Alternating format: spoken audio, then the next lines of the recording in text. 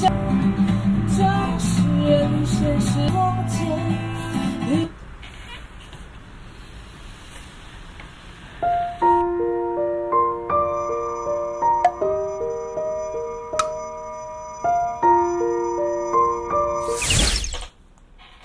Kamusta guys? Ako po si Abby. Welcome to Trip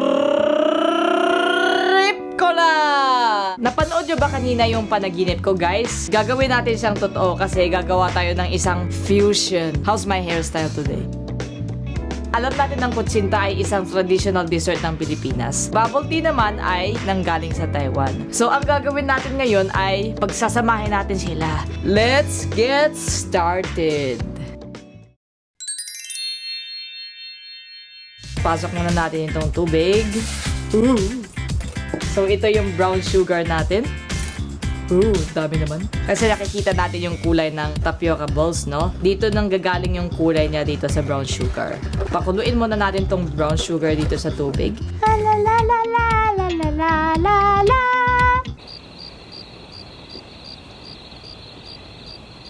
Finally, guys. Kumukulo na yung ating brown sugar. Ilalagay natin yung kalahating tapioca starch.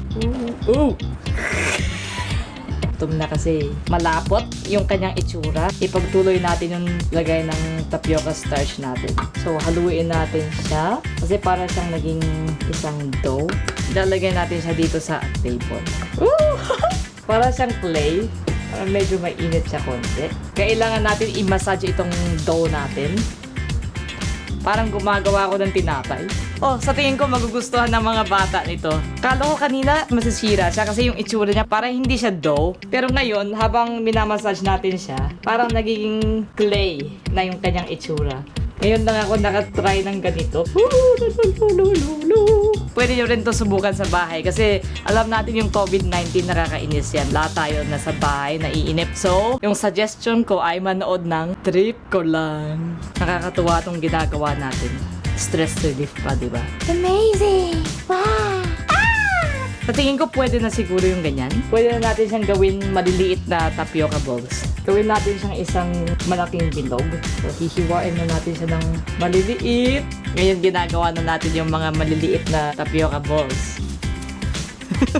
Siguro mga 10 years pa natin ito matatapos. Pag napansin natin na medyo matigas yung dough, pwede natin lagyan ng tubig. Konting-konting tubig lang. What do you want for dinner? Maybe some boba. Yeah! Last two! I'm gonna make a perfect circle.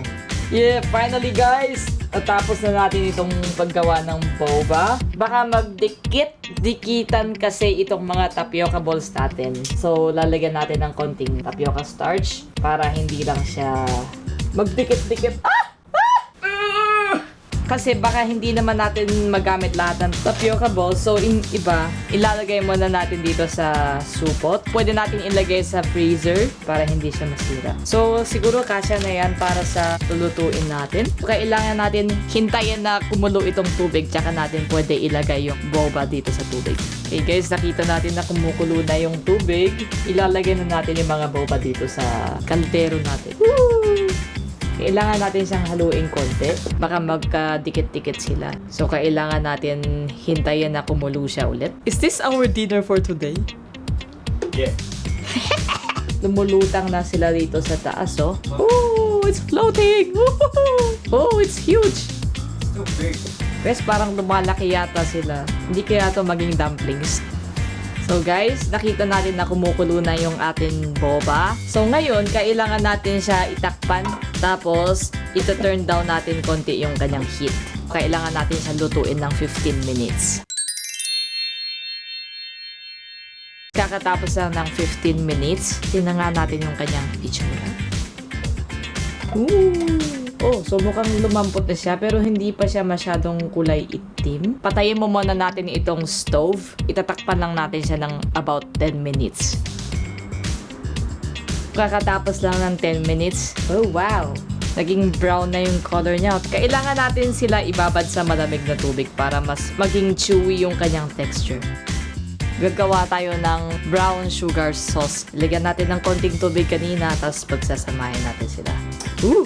That's a lot. Kailangan natin siya haluin para hindi siya masunog. Bubbles! Tiny bubbles! Bigyan natin siya ng 3 minutes para mag-simmer pa siya konti. So nice! I can definitely eat this for my dinner. Oh! 3 minutes! Mainit pa kasi kaya marami pa siyang bula. Ito na yung ating syrup. So, magtatabi tayo ng konti para doon sa natural food coloring natin sa kutsinta.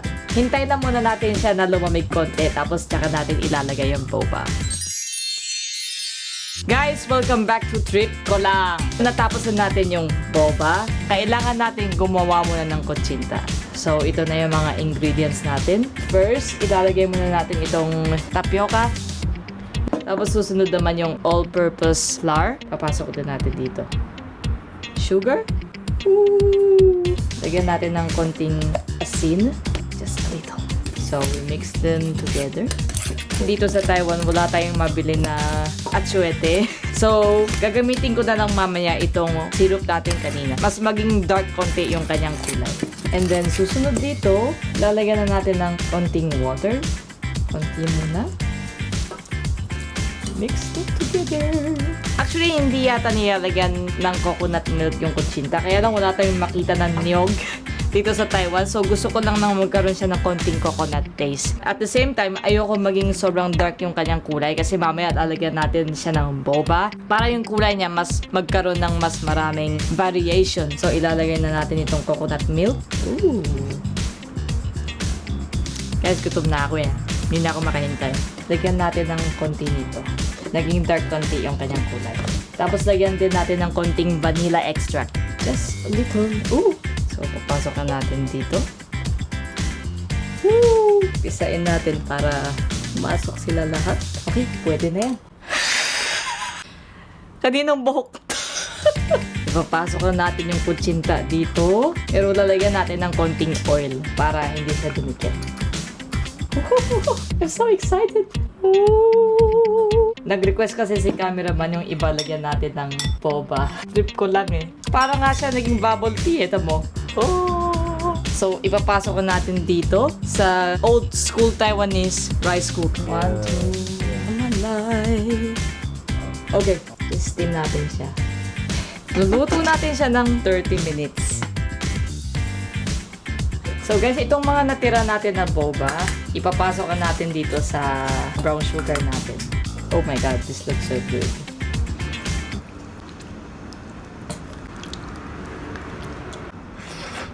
Oh my god. Guys, gutom na ba kayo? Guys, welcome back to Trip Ko Lang! Yes! So, ngayon, titingnan na natin kung ano ba yung itsura ng atin kutsinta na meron boba. 1, 2, 3. Oh, wow! Nakita niyo yung meron boba. Para siyang pearl milk tea. Pero dapat medyo kulay orange siya, kaya lang wala tayong atsuetes. Mas maputi yung ating kutsinta kasi nilagyan pa natin ng coconut milk. So, let's start with the regular one. Oh! Medyo mainit pa kasi siya konti. Ah! Sorry, kutsinta! Check naman natin yung meron boba. Wow! This is my first time to see this. Ano ba to? Kutsinta na meron boba sa loob. Ako nang invento niyan ah. Huwag niyo akong gayahin ah. Actually, ito ako eh. That's me. Half Filipino, half Taiwanese. Hey, you try to pronounce this. Kutsinta. Kutsinta. Good job. So, here is it. Guys, alam niyo na ba anong gagawin ko? Kukuha ko ng isa na regular kutsinta. Gusto ko muna try yung kanyang original taste.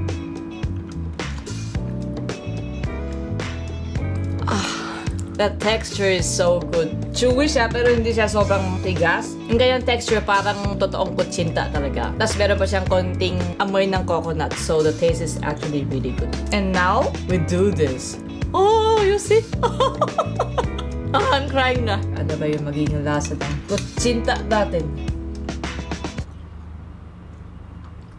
A little bit too sweet for me. But it is still not bad. Tapos ito naman, ang meron boba. Try lang natin yung taste. Same lang siya sa regular, but it is still good kasi nangkaroon siya ng design dito. And then last, I have this with me. Cheese! Why? Because this is the traditional way in the Philippines. Kasi dito sa Taiwan na hindi tayo makakabili ng niyog. So that's why ang ginamit ko ay cheese ang ilalagay natin sa ibabaw ng kuchinta. Let's give it a try. Looks like the traditional kuchinta. Try ko muna. Yeah, this is the traditional flavor. Grabe talagang tataba na ako dito. So guys, ngayon itong experiment natin is successful ang trip natin! Yeah!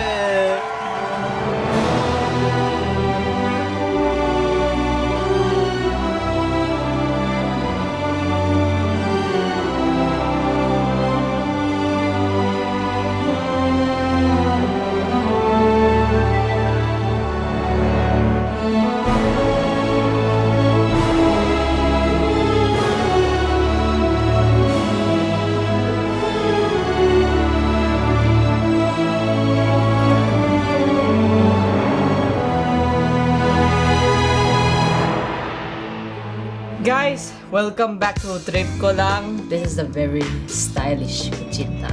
Para tong made in Taiwan. Kung gusto niyo pa makanood ng mas maraming video, pwede kayo mag-suggest dito sa comments. Maraming salamat po. Ako po si Abby. Kung gusto niyo po yung video ko, please subscribe my channel and follow my Instagram. Bye-bye!